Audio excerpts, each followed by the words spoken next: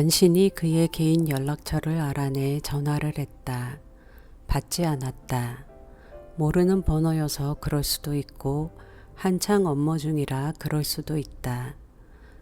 문자 메시지로 간단히 용건을 남겼다.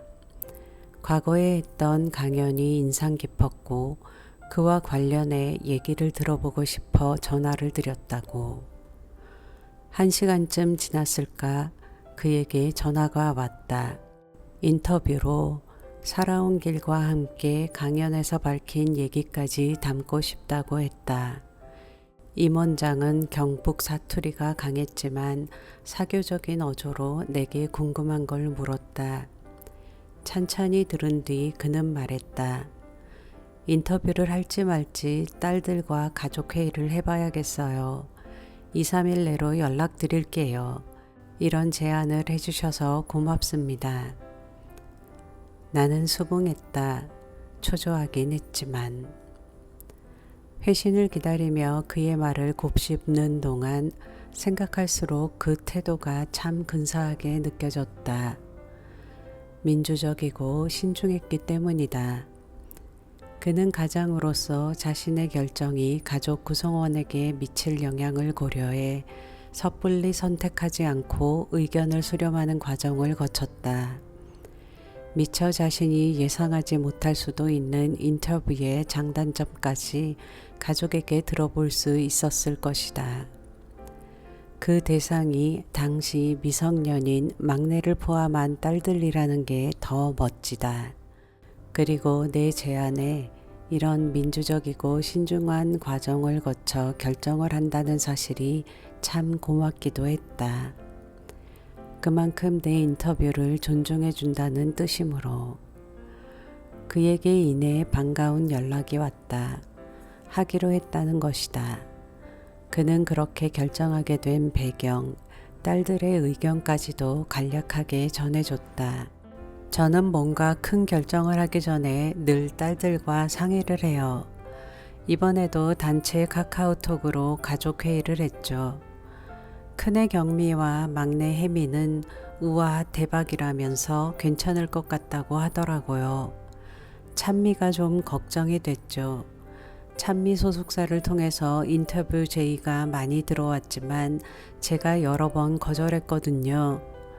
그런데 찬미도 먼 훗날 되새겨봤을 때 좋은 추억이 될 것 같아 이 인터뷰는 하면 좋겠어 라고 하더라고요.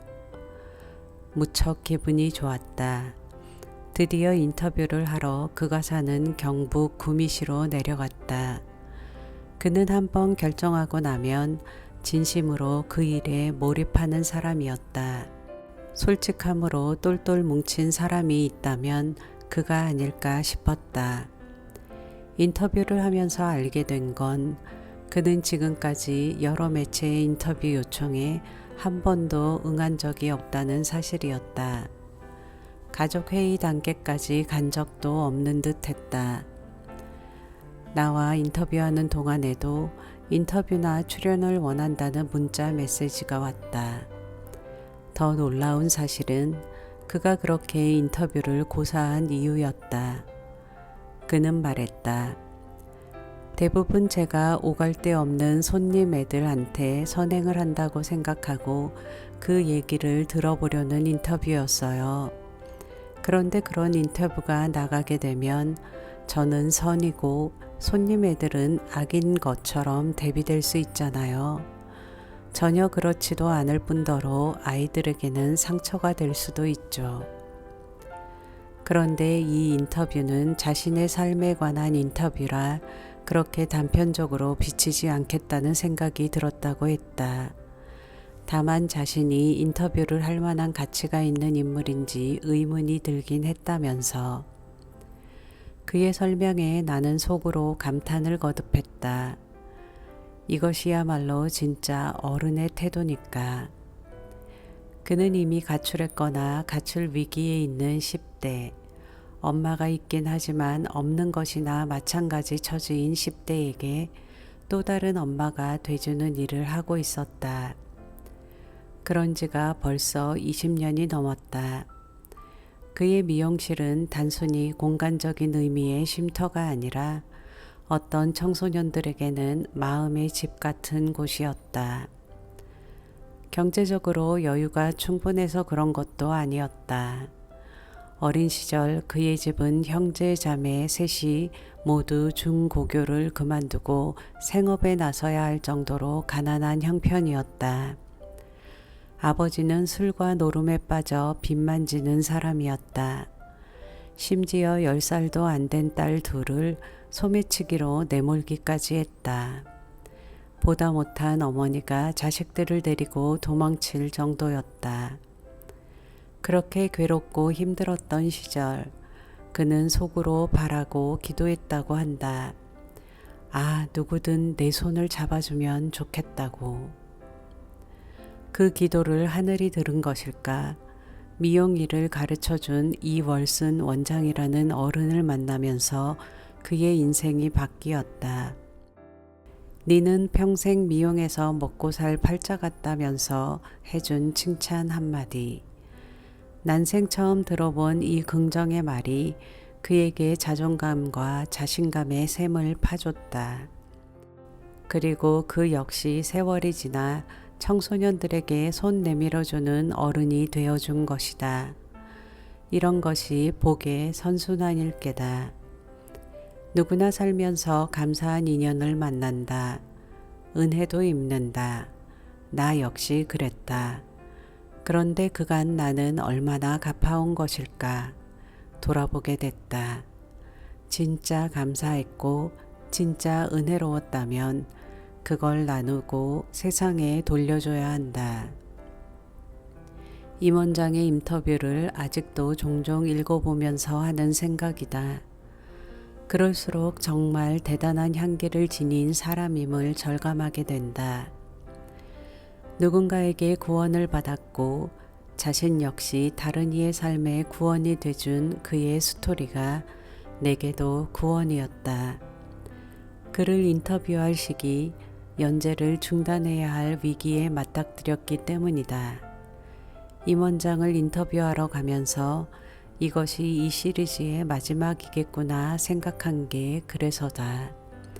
새 부서장은 내가 본업에 충실하기를 바랐고 나도 그 뜻을 거스를 수가 없었다. 인터뷰가 끝난 뒤 임 원장은 이 동네에서 가장 유명하다며 미리 준비해둔 꼬마 김밥과 음료를 내게 안겨줬다. 서울로 올라가는 내 마음은 복잡한 회사 사정을 잊은 채 인터뷰에서 받은 영감으로 벅차올랐다. 인터뷰하기를 참 잘했다는 생각에 미소가 지어졌다. 공교롭게도 인터뷰 마감을 한 날은 크리스마스 이브 전날이었다. 새벽 6시 30분에 출근해 밤 10시까지 시간이 어떻게 흐르는지도 모른 채 몰입해서 썼다. 집으로 돌아가는 길 나는 나를 칭찬하고 칭찬했다. 그리고 기도했다. 이 인터뷰가 전환점이 되게 해달라고. 구체적으로 뭘 바라고 한 기도가 아니었다. 사흘 뒤 인터뷰가 출고됐다. 반응이 뜨거웠다. 하루 종일 이 인터뷰는 회사 안에서도 밖에서도 온라인에서도 오프라인에서도 이슈였다. 기사 하나 때문에 임원장은 물론 그의 딸 찬미 씨까지 실시간 검색어 1, 2위에 오를 정도였다. 댓글은 양대 포털 사이트를 합해 5천 건이 넘게 달렸다. 회사에서도 기록적인 온라인 트래픽을 안겼다. 임원진은 이 인터뷰 연재를 왜 그만하느냐고 했다. 결과적으로 연재의 명맥을 잇게 된 계기가 됐다. 임원장이 인터뷰로 알려준 삶의 태도, 그리고 그걸 담은 기사도 모두 내게는 다시 없을 선물이 됐다.